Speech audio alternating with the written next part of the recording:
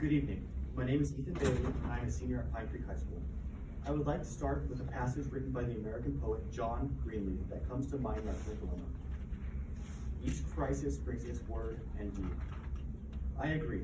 We must address the current frenzy of banning public school books that make those in power uncomfortable. In 1929, there was an America in which, because of the color of their skin, nearly 1 in 10 lived lives that were separate and unequal. Most Black Americans were taught in segregated schools. Across the country, too many could find only poor jobs, toiling for low wages. They were refused entry into hotels and restaurants, made to use separate facilities. In a nation that proclaimed liberty and justice for all, too many were living with neither.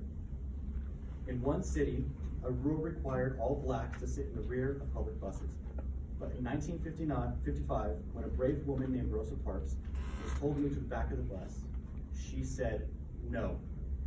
A young minister in a local Baptist church, Martin Luther King, then organized a boycott of the bus company, a boycott that stunned the country. Within 6 months, the courts have ruled the segregation of public transportation unconstitutional. Although we have made great strides, traces of bigotry still mar America. Let us not only recall Dr. King today, but let us rededicate ourselves to the commandments he lived by and sought to live every day. Thou shalt love thy God with all thy heart, and thou shalt love thy neighbor as thyself. I just have to believe that all of us, young and old, Republican and Democrat, do all we can to live up to these commandments, and that we will see the day when Dr. King's dream really comes true. But I fear that school boards across America are not living up to this, and are seizing control of our libraries in an attempt to force us to forget these cherished memories of our past.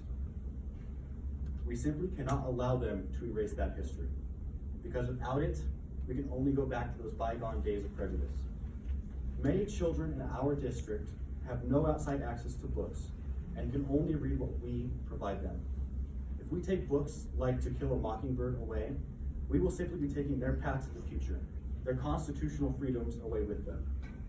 I urge my school board members to continue to strive toward the peak of excellence, and in Abraham Lincoln's words, to listen to the better angels of our nature.